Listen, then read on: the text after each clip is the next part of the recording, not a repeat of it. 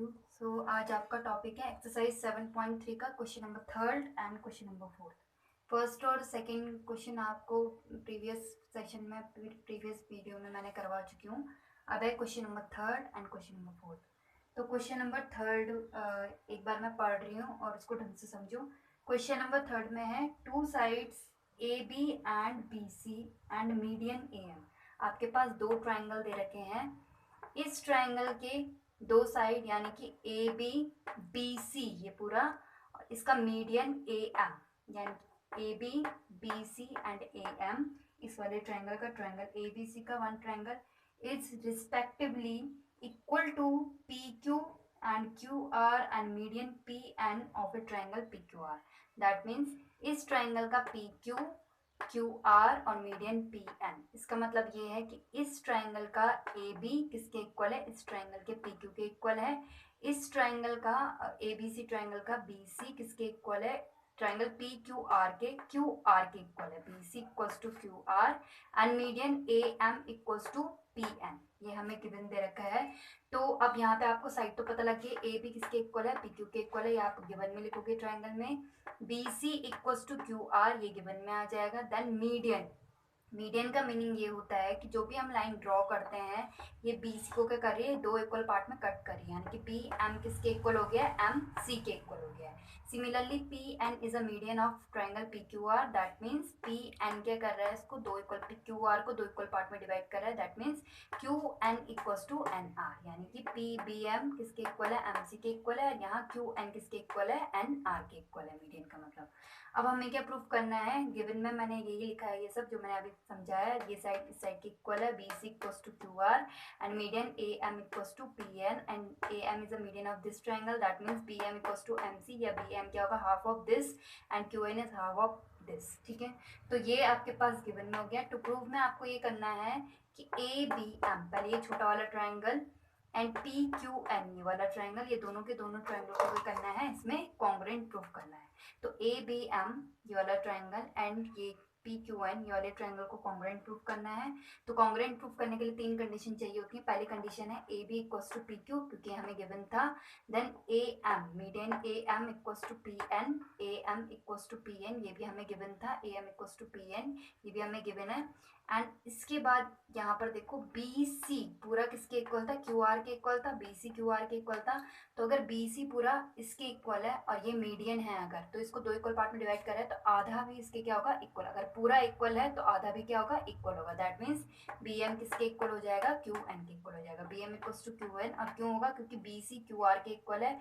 तो अगर हमने बी सी का हाफ कर दिया और क्यू आर का भी हाफ कर दिया तो क्या आ जाएगा, B M equals to Q N आ जाएगा।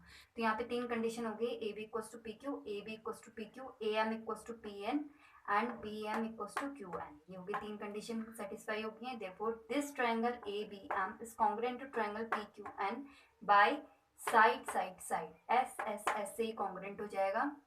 अब देखो जब ये कॉन्ग्रुएंट हो गए हैं दोनों ट्राइंगल, तो अगर ये दोनों ट्राइंगल कॉन्ग्रुएंट हो गए हैं तो एंगल बी ये वाला एंगल किसके इक्वल हो जाएगा, एंगल क्यू के इक्वल हो जाएगा। क्यों, by CPCT corresponding part of congruent triangles are equal. Since A B M is congruent to triangle P Q N, therefore angle B equals to angle Q by CPCT.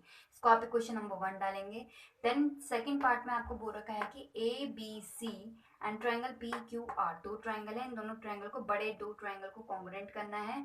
तो अब यहाँ पर देखो, पहला है इस वाले ट्राइंगल का ए बी सी का ए बी एंड इस वाले ट्राइंगल का पी क्यू आर का पी क्यू, ये दोनों साइड इक्वल हो गई हैं। पहली कंडीशन ये हो गई है, A B equals to P Q, A B equals to P Q हो गया है। Then B C equals to Q R, ये हमें ऑलरेडी पहले से गिवन था, यहाँ पर B C equals to Q R ये हमें गिवन था, B C equals to Q R ये गिवन हो गया है। और फर्स्ट इक्वेशन से हमने क्या कर दिया था, एंगल बी किसके इक्वल कर दिया था, एंगल क्यू के इक्वल कर दिया था। Angle B equals to angle Q from equation first. तो यहाँ पे हो गया साइड एंगल साइड से क्या हो गए हैं, कॉन्ग्रुएंट हो गया, एस ए एस से कॉन्ग्रुएंट हो गया है। तो therefore triangle A B C is congruent to triangle P Q R by side angle side. तो ये आपके पास दोनों क्वेश्चन प्रूफ हो गए हैं, दोनों पार्ट प्रूफ हो गया इस क्वेश्चन का। ओके, यहाँ पर एक और चीज आपको लिखनी है, यहाँ पे मैंने मीडियन नहीं लिखा है। A M equals to comma A M equals to, यहाँ पे हो जाएगा क्या, A M equals to P N, ये भी आपको लिखना है पी एन। ये सारी चीजें आपको गिवन में लिखनी है। Pause the video to note it down.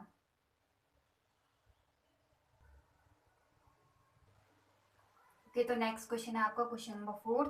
Third वाला क्वेश्चन आपका कंप्लीट हो गया है। Question number 4 that triangle ABC, triangle है ABC in which BE and CF are equal altitude। equal altitude का मतलब ये है कि यहाँ पर 90 डिग्री के एंगल्स भी बना रहे हैं, मतलब BE परपेंडिकुलर है AC में and CF is perpendicular to AB। That means ये एंगल और ये एंगल कितने डिग्री का दे रखा है, 90 डिग्री का दे रखा है। And also BE and CF are equal altitudes. That means BE equals to CF, BE CF के इक्वल दे रखा है और ये एंगल इसके इक्वल 90 डिग्री का दे रखा है। तो ये गिवन में लिखोगे आप, परपेंडिकुलर मतलब होता है 90 डिग्री, और आप ऐसे भी लिख सकते हो BFC and angle CEB equals to 90 degree. तो ये यहाँ पे परपेंडिकुलर है, BE इक्वल्स टू CF हो गया है। अब आपको ये प्रूव करना है और क्वेश्चन में बोल रखा है कि prove that triangle ABC is an isosceles triangle. आपको ट्रायंगल ABC को एक आइसोसेलेस ट्रायंगल प्रूव करना है बाय यूजिंग RHS। RHS मतलब राइट हैंड साइड, हाइपोटेनस और साइड, ये वाली क्राइटेरिया लगा के आपको सॉल्व करना है इसको। तो ABC is an isosceles triangle, that is आपको ये प्रूव करना है AB किसके इक्वल है, AC के इक्वल है। तो सबसे पहले हम क्या करेंगे, इसमें दो ट्रायंगल को कॉन्ग्रुएंट करेंगे। तो इसमें जो दो ट्रायंगल्स हैं वो कौन कौन से हैं, एक ट्रायंगल हमारे पास ये वाला होगा, इस ट्रायंगल का नाम होगा BFC, और इधर वाले ट्रायंगल का नाम होगा ये वाला CEB। ये वाले, ये दो ट्रायंगल हमें क्या करना है, कॉन्ग्रुएंट प्रूव करने हैं। तो इन दोनों ट्रायंगल को अगर हमें कॉन्ग्रुएंट प्रूव करना है तो हमें 3 कंडीशन चाहिए होंगी। तो 3 कंडीशन के लिए सबसे पहले कंडीशन ये 90 डिग्री का एंगल जो ऑलरेडी हमको गिवन है कि एंगल BFC, ट्रायंगल BFC में से ये वाला angle BFC angle F equals to हो जाएगा किसके, एंगल E के इक्वल हो जाएगा। क्यों, क्योंकि दोनों कितने डिग्री के एंगल है, 90 डिग्री के, और ये हमें गिवन भी दे रखा है। आप इसकी जगह गिवन भी लिख सकते हो। देन इक्वल ऑल्टीट्यूड दे रखा है इस वाले ट्रायंगल में CF एंड इस वाले ट्रायंगल में BE, ये दोनों इक्वल हो गए हैं। क्यों, ये हमें गिवन दे रखा है।